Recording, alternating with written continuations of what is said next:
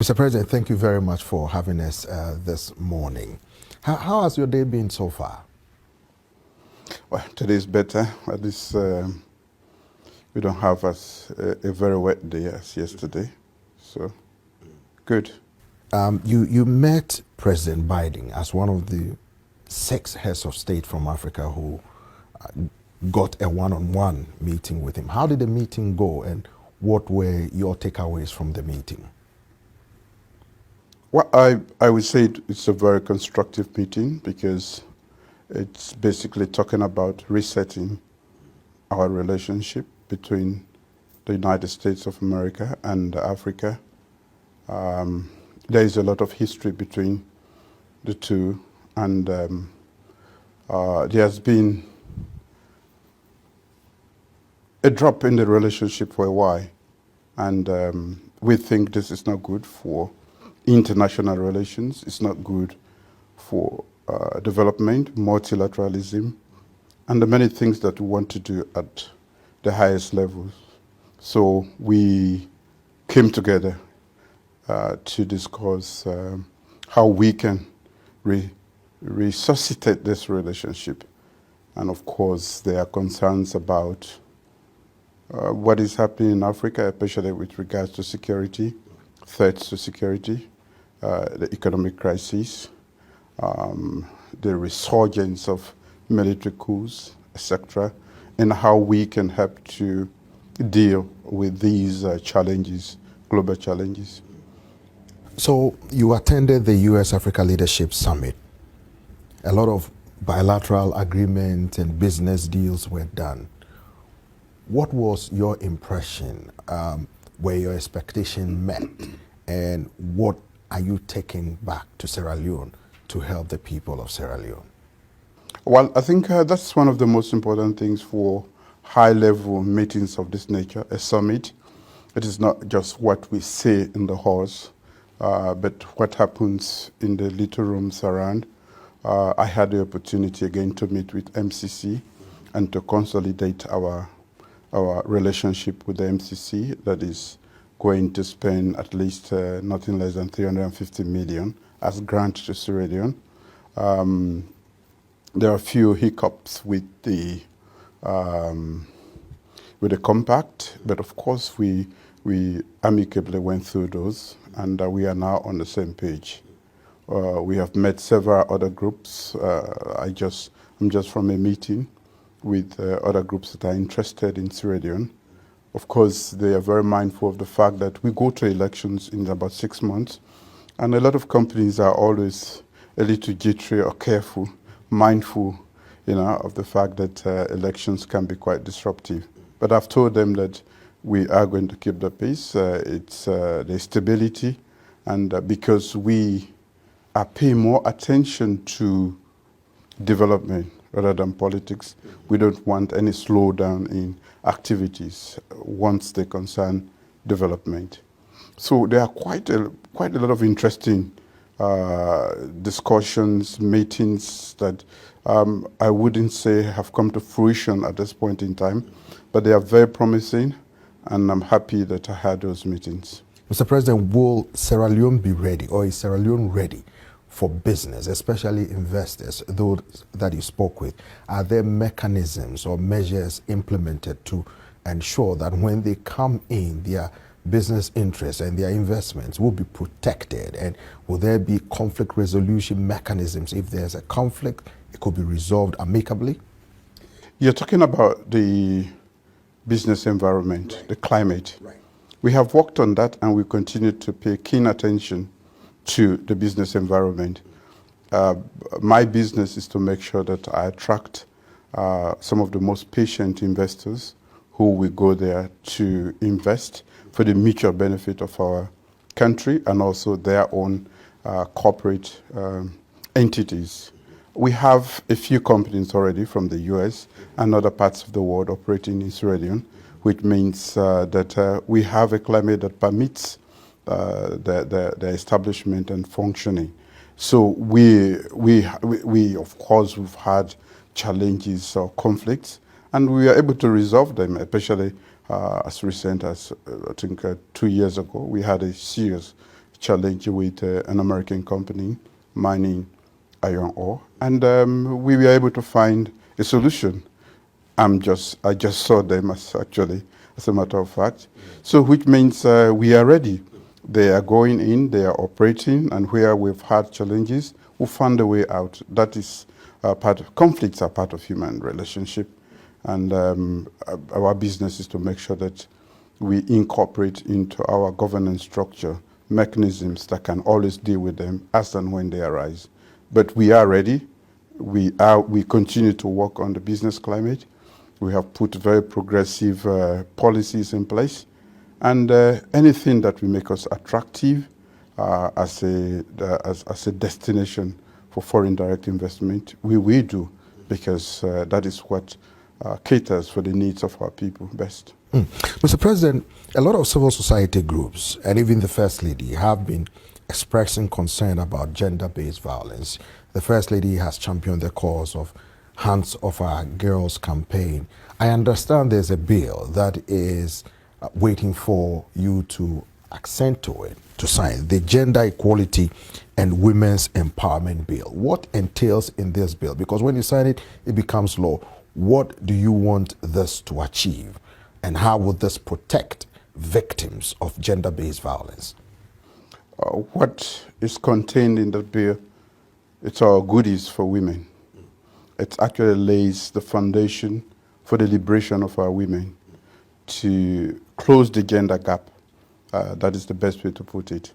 Of course, it took us a long time as a male society dominantly to accept that. It's been in Parliament for 8 months, but we got it out, and in the form and manner in which we want it. It basically gives 30% of representation in Parliament to women, and in all spheres of governance, even in corporate governance. So it is now incumbent upon us to really see how we can implement that to make sure that we start to close the gender gap. It is the gender gap, closing the gender gap is what this bill is really about. And that is what we have started. Before today, they did not have the chance.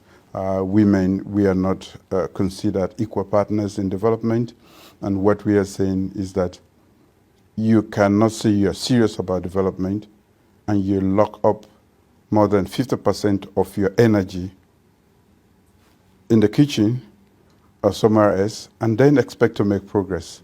For me, like I said, we are a development-oriented government, and therefore all the energy needed is what we want to unleash.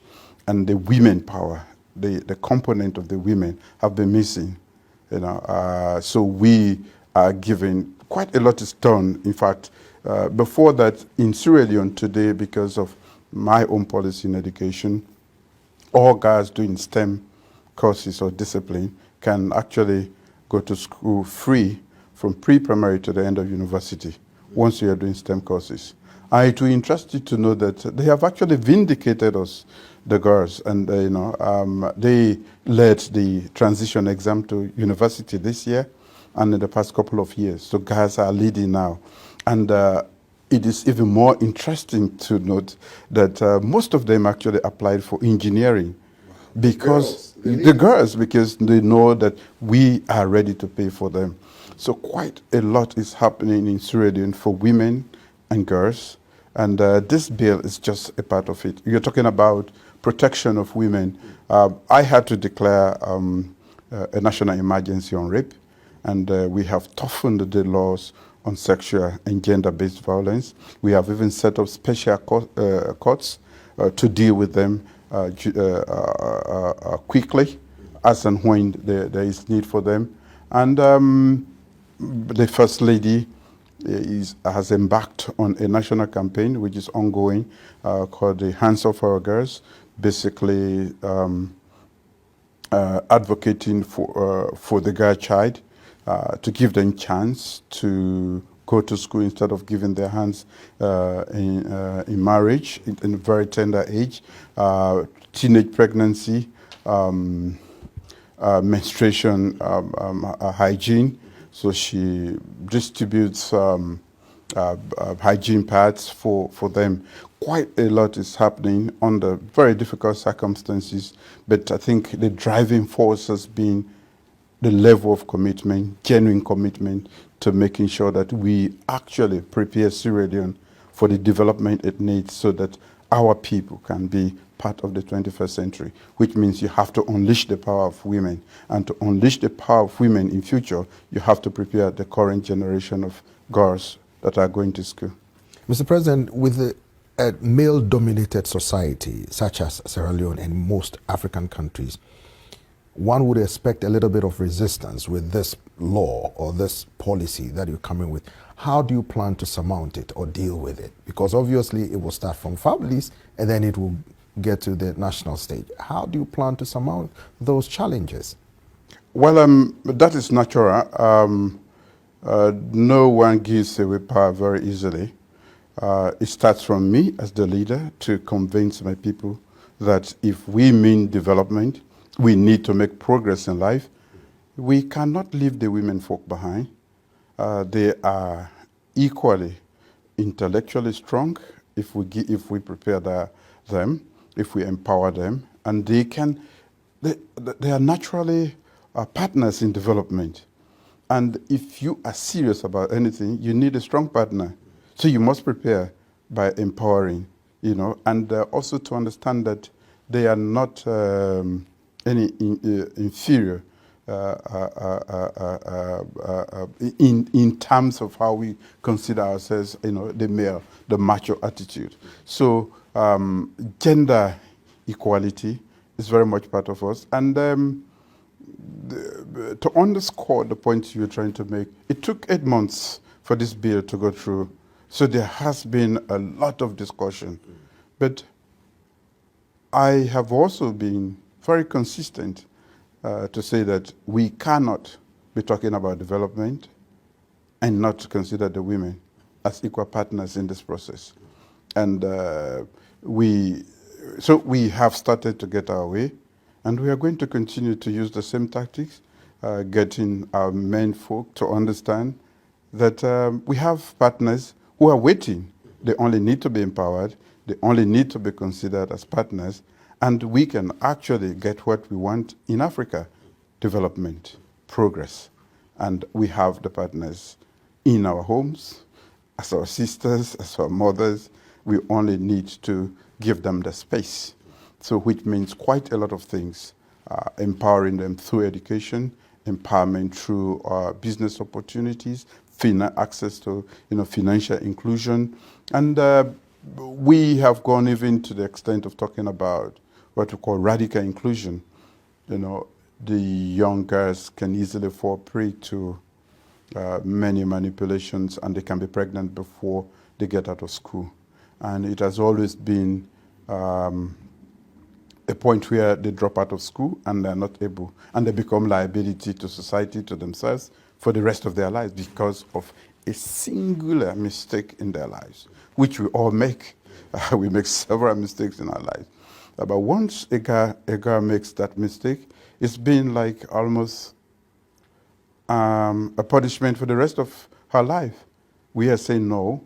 Radical inclusion, part of radical inclusion means that girl must be able to come back to school. We will support her to continue her education. We will support her to continue her education even after giving birth.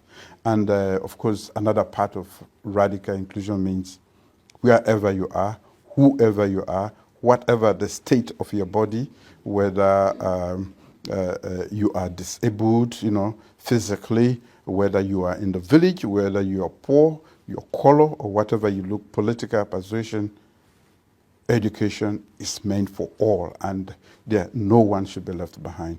So it's difficult, of course, to implement such a policy, but we have worked very hard because of genuine commitment to progress, to put everybody on board.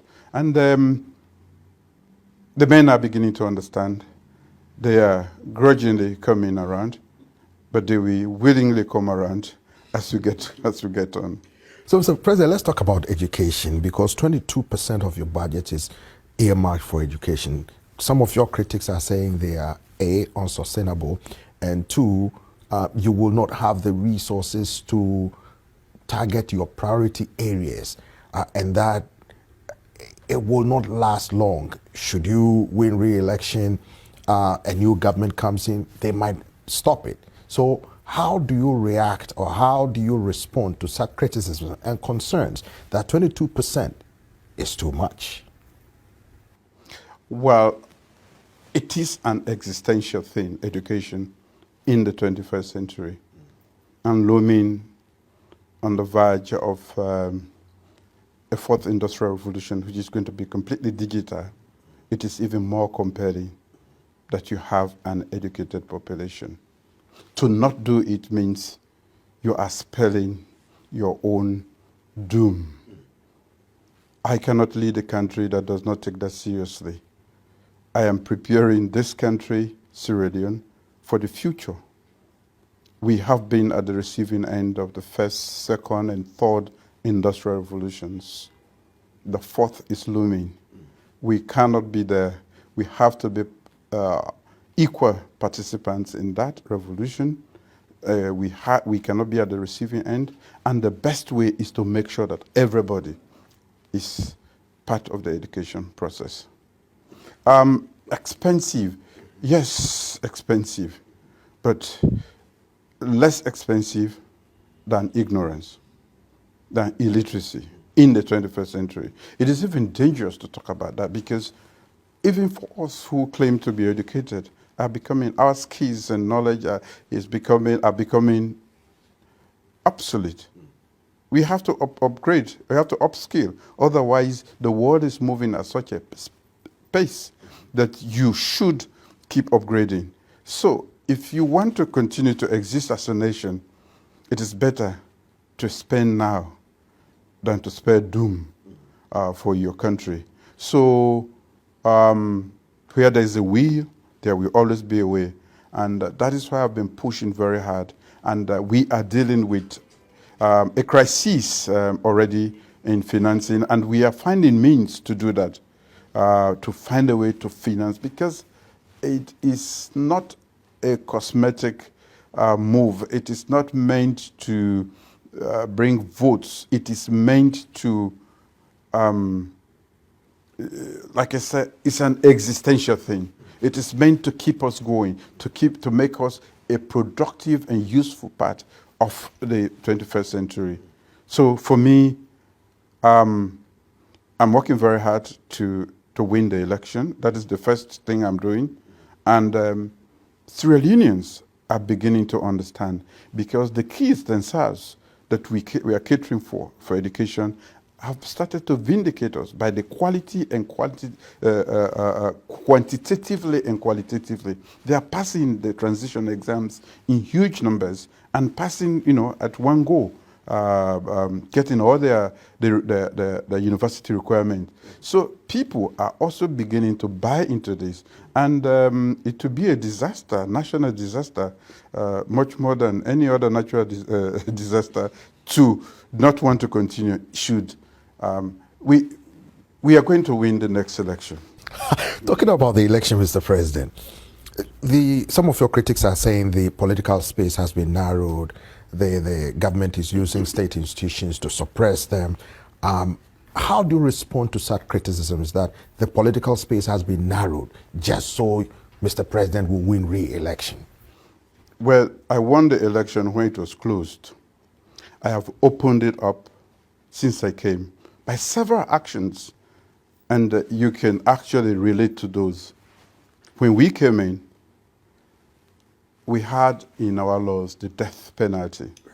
And that has been used notoriously in the past by ruling governments to actually suppress. They dangle it, you can be framed, and it could easily be called treason, and they will lock you up or you lose your life. I have taken that off the law books. Very few people, not even the previous governments who claimed to be democratic, had the audacity to do that. That is one. And that speaks clearly about who I am. Also, the seditious libel law, which kept people like you cowed. So you don't just say what you want to say. You don't ask several questions as you are asking today. In Sierra Leone, journalists are free. There is no journalist in prison for the practice of journalism, except if you do something else.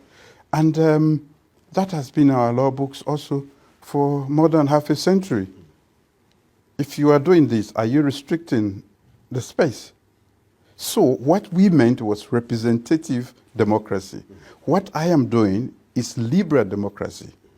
I have always led when it comes to democracy in Sierra Leone. I came in 1996, and I said after nearly 30 years of no election, of authoritarian rule, I conducted the first democratic election, and that has continued up to today. Where I left off was just representative democracy. Now I've brought about liberal democracy, the freedoms that go with that. So we are opening up the space. The parliament is there. It's a hung parliament. We debate issues, and we convince even our strongest opponents to go along with us, like in the gender bill that we just discussed, and we voted that through. So democracy is never easy, but anybody wanting to claim that we are closing that space does so without any tangible reason. But I have so many, So we haven't done anything to restrict, to narrow the space. We have even opened up, and we believe that we are doing good things for our people, and quite a lot, and we can win on that credit. Mr. President, will you assure the people of Sierra Leone that the Independent National Electoral Commission would administer free, fair, transparent, credible elections, that Sierra Leoneans themselves will freely go to the polls and choose who their next leader will be? That is a given. That body was created first in 1996, and I did it. And it's existed. It has a history of, I wouldn't say checkered. We've had challenges with it. But that is what has been doing our elections. That body has supervised our elections since 1996. Nothing has been done to distort its governance structure. And they have all the free hand to do what they can do so that we can have a free and credible election come June 2024. So I regard democracy in Sierra Leone as my baby. So I will do everything to nourish it. I will not be the one to interfere into the workings of the National Electoral Commission for my political. What I do is work very hard, convince my people that I'm genuinely concerned about their future and their welfare, and that should earn me votes. That's how I've won. I won against a sitting government. Is the commission well-resourced to carry out its mandate? That is a problem, because even the government is not well-resourced to run under the circumstances. But what we have done, and we are appealing to partners, that you just can't sit and say, no, democracy. Democracy is quite expensive. I mean, putting everything together to make sure that we have a credible election means financial input, technical input. So we also are asking for financial support, technical support, to make sure that the body is not found wanting in terms of those areas. But we have provided everything that we possibly can, financial resources, to make sure they get the basics. So far, it's working. Before we go, Mr. President, recently there was a protest. Several police officers were killed. Some government offices were burnt down, attacked. But some of your critics are saying that your government used this protest as a pretext to clamp down on the opposition, to intimidate and harass them, arrest some people as a means so you will win re-election. I'm sure you've heard some of these criticisms. What's your response to that? Baseless, because I've been there for over 4 years. We never went after any opposition. So, if we should go after them after, that was not a protest, it was a riot that was that targeted the very core of our democratic existence, which is the law enforcement. If it was a protest, we will not lose 6 policemen in just few hours that they came out. It was organized, and it was mostly supported and organized, financed by the opposition. But because it's such a shameful act in today's world, they were hiding behind their fingers, but we could see them. So we let the law go after those who were involved and who were involved in the organization. That is all we did. And I saw in Germany last week, I think, they said there was a coup. They rounded up quite a lot of people, and they're still rounding up people. That is what happens when you have such an episodic eruption of violence where people needlessly lose their lives. It's my responsibility as head of state to make sure that it is investigated. And that time, whoever, if you in the opposition cannot use democratic means, then you are definitely not a part of the movement we are trying to do, which is democracy in Sierra Leone. So all of those nobody was unnecessarily invited or arrested or investigated.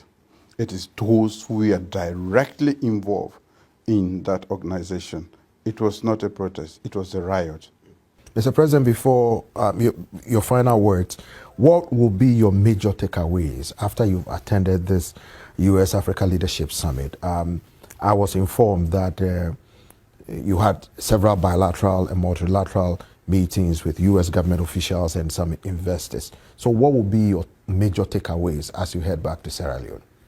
Well, I live with a pleasant feeling that the United States is returning to the continent, and that the continent is also prepared to welcome the United States, be it both at the level of government, corporate institutions, and that we are prepared. We also want to make sure that they go with the knowledge that we don't have it all. We don't have all the infrastructure. We are a developing democracy. All our T's have not been crossed or I's dotted. And you go with such expectations. And that if we work together, we can actually cross the T's and dot the I's together. And we have a beautiful democracy where we will all live happily thereafter. Thank you very much, Mr. President. Thank you. Thank you.